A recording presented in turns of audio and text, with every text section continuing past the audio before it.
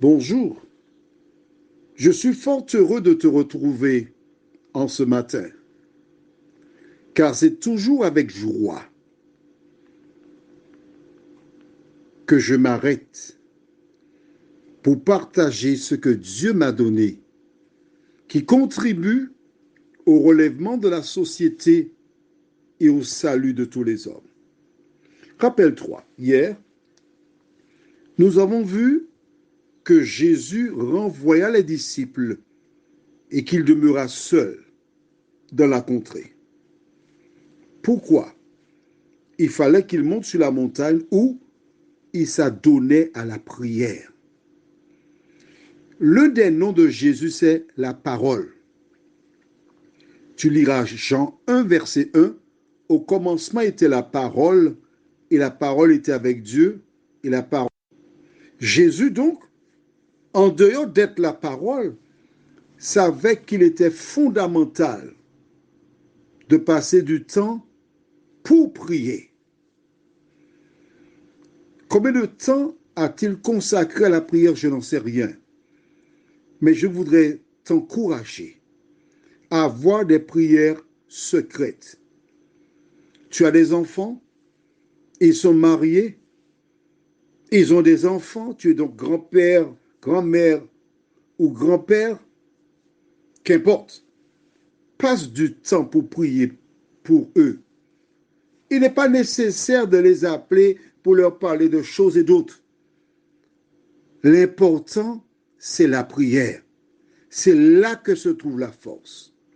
Aujourd'hui, nous lirons dans Matthieu 14, les versets 24 et 25, mais juste avant, prions. Notre Seigneur et notre Dieu,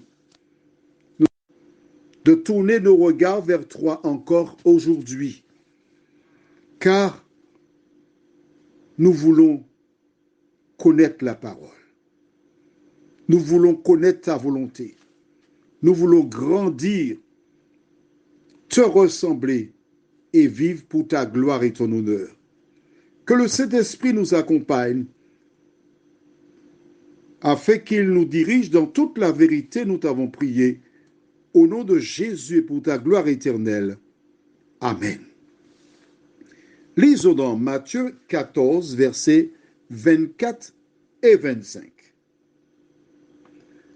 La barque, déjà au milieu de la mer, était battue par les flots, car le vent était contraire. À la 4e veille de la nuit, Jésus alla vers eux, marchant sur la mer. J'ai une autre Bible qui s'appelle mabible.net. Je ne la recommande pas. Mais elle donne une petite lumière. Je lis donc le verset 25. Matthieu 14, verset 25. À la fin de la nuit, Jésus alla vers eux en marchant sur le lac. À la fin de la nuit. Dans la Bible seconde, nous avons vu qu'il est indiqué à la 4e veille, qui pourrait être à 4 heures du matin. À la fin de la nuit, on pourrait dire 4 heures du matin. On est d'accord? Jésus alla marchant sur la mer pour rejoindre les disciples. Pourquoi? Quand ils partirent en obéissant à la parole de Dieu, la Bible déclare que c'est un vent qui se leva, qui tapait sur la barque. Mais essayons de voir ce qu'il y avait derrière le vent. Quand j'étais enfant, j'ai eu l'occasion de voir plutôt en télévision, des marionnettes, des personnages. On a l'impression qu'ils marchent, qu'ils parlent, mais en fait, ce ne sont que... Et ces marionnettes ont, juste derrière le rideau, des personnes qui les animent. Notre monde ressemble à une scène où nous sommes des marionnettes, soit au service de Dieu ou au service de l'autre. Quand Jésus était sur la montagne, il priait, certes, mais il n'a jamais abandonné les disciples. Il était avec eux, parce qu'il est le berger des disciples. N'étant pas dans la barque, l'ennemi a voulu saisir cette occasion pour faire quoi? Pour la faire couler.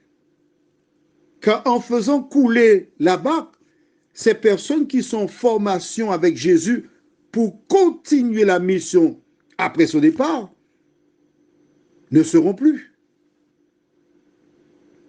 Aujourd'hui, toi qui as accepté, tu as laissé un point pour aller vers un autre point. Tu rencontres des difficultés dans ta famille, dans ton voisinage, sur le lieu de travail, dans ton parti politique, de ta communauté religieuse.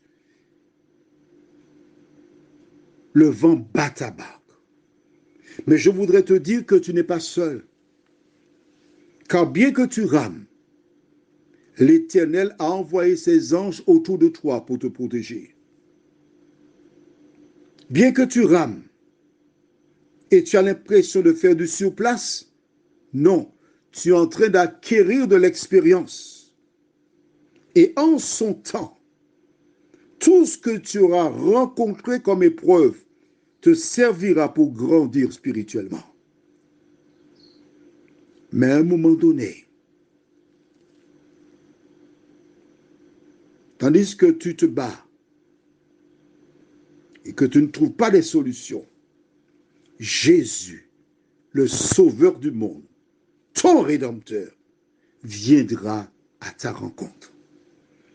Il ne te laissera jamais seul. Ta barque peut prendre de l'eau. Tu peux avoir l'impression, oui, ce n'est qu'une impression. Elle va couler, mais elle ne coulera jamais. Parce que même si tu ne vois pas Jésus dans ta barque, il est avec toi. Et ce qui doit t'encourager en plus, c'est cette parole où le Christ déclare, vous ne serez jamais tentés au-delà de vos forces. Quelle que soit l'épreuve que tu rencontres, tu sortiras de là grandi.